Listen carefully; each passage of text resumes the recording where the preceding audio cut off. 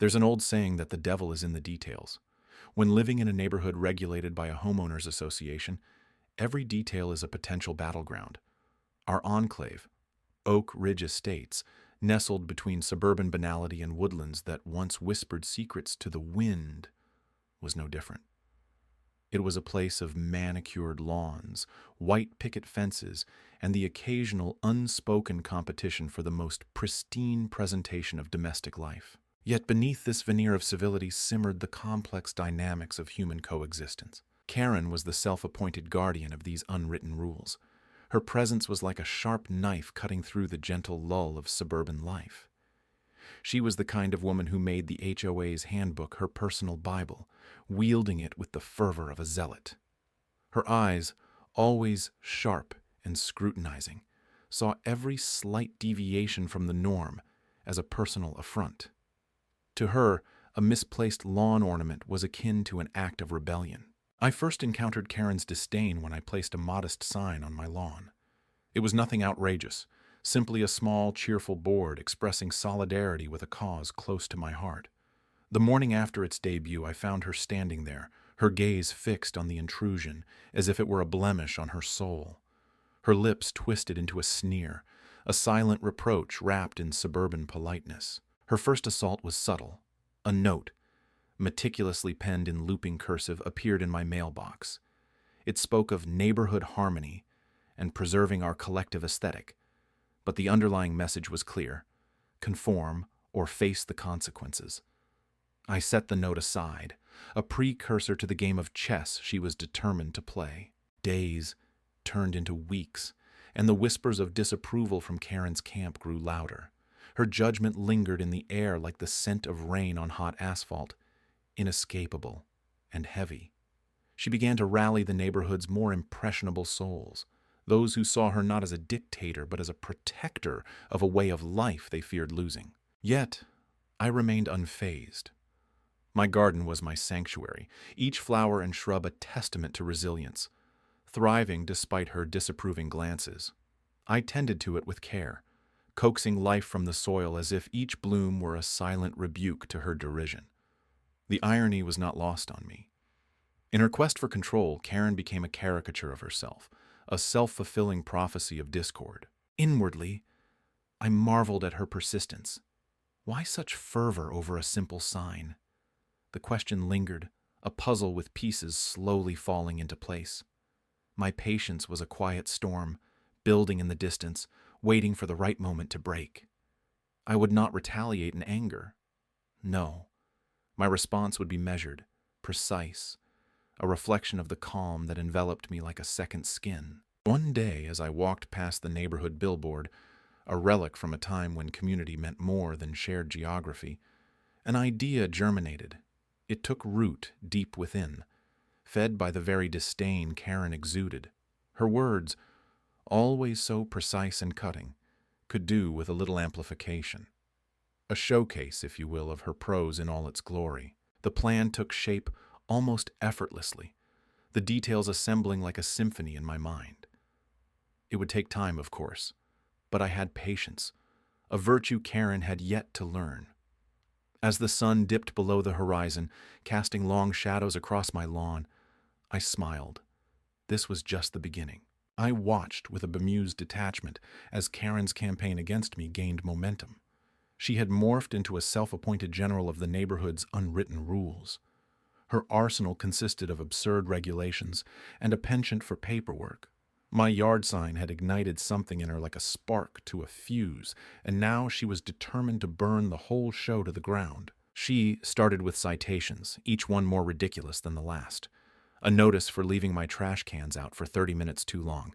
Another for a patch of crabgrass that had dared to encroach upon my otherwise perfect lawn.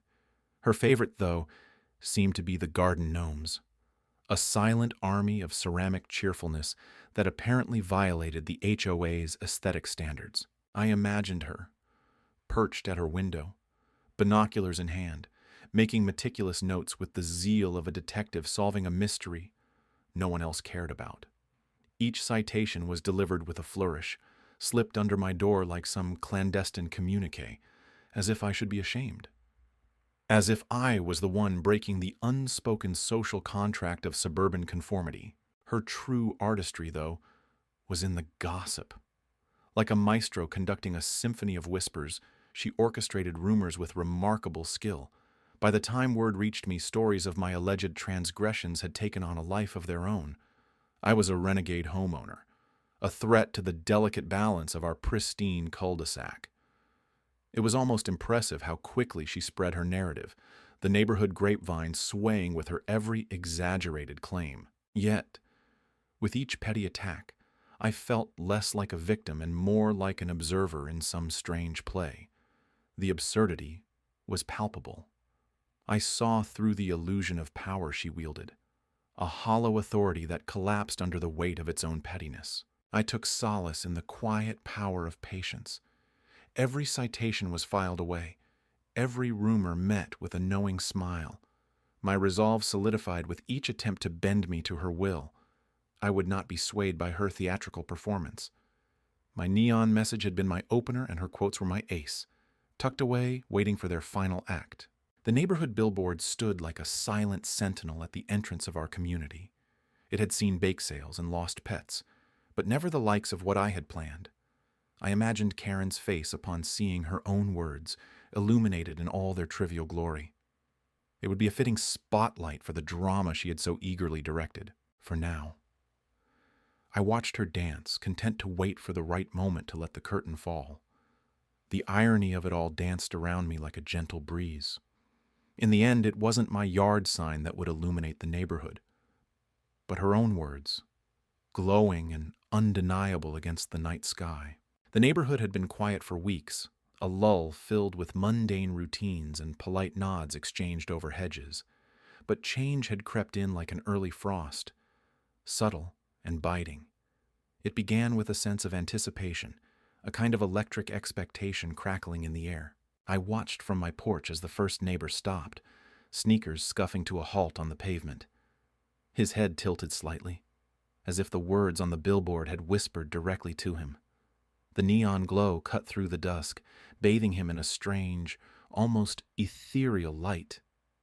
He stood there transfixed, until his wife tugged him gently along, an unspoken understanding passing between them like a secret. The sign was simple. Its message, however, was anything but. Fragments of Karen's derisive eloquence, preserved in bright slabs of neon, were etched against the canvas of the sky. Passers-by couldn't help but pause, their faces flickering with recognition, amusement, sometimes disbelief. It was impossible to ignore this glowing testament to her infamy. Each day, more neighbors gathered beneath the sign, their whispers rippling through the community like the first drops of rain before a storm.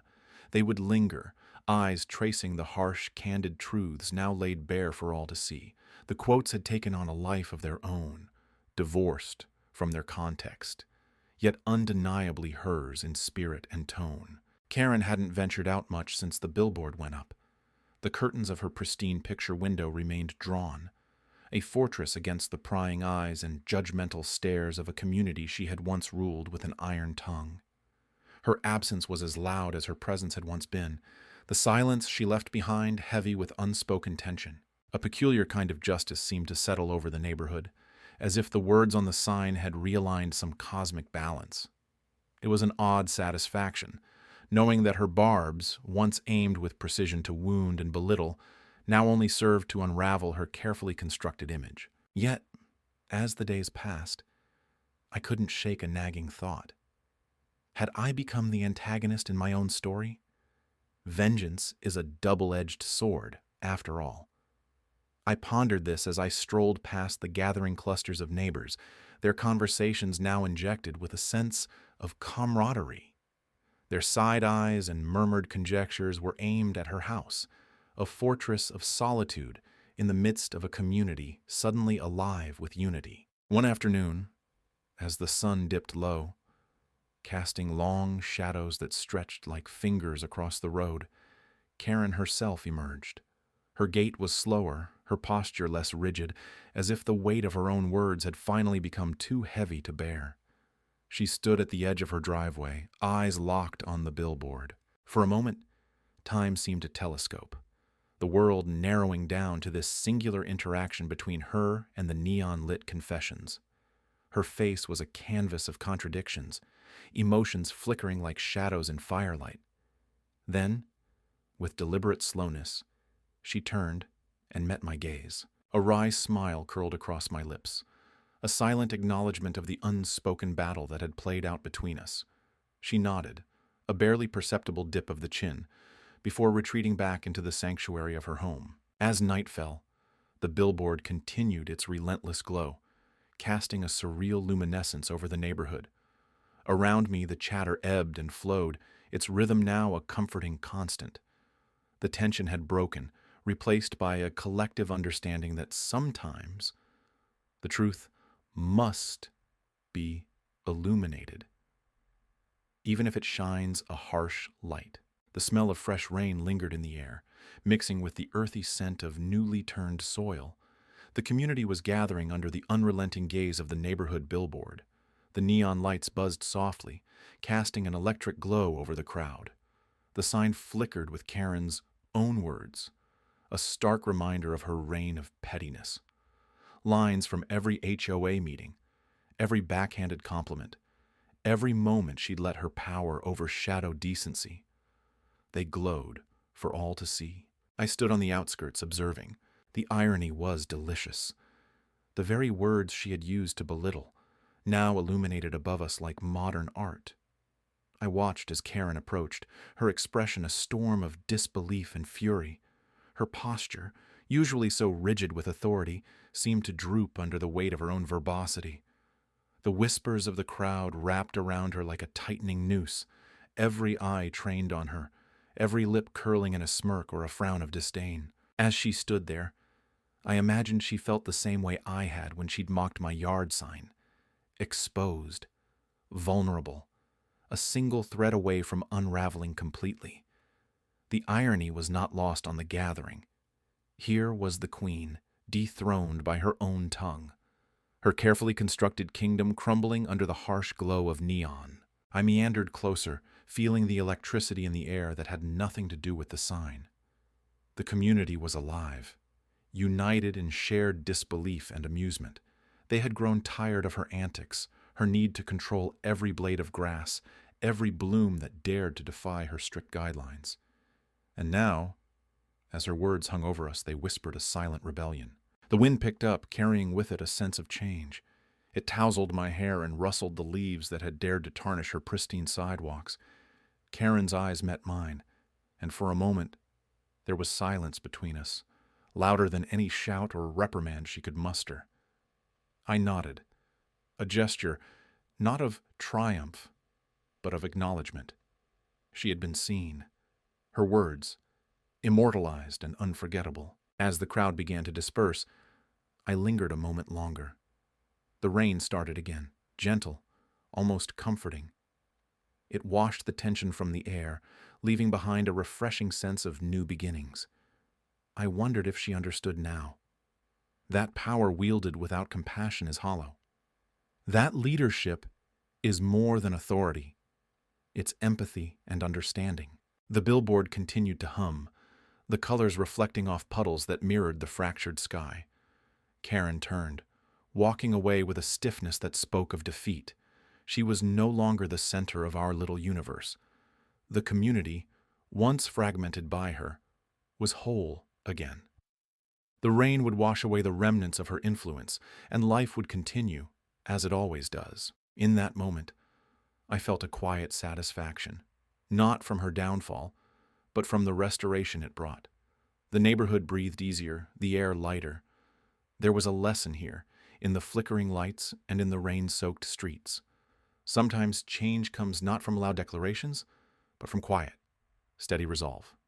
And sometimes the most powerful words are the ones we choose not to say.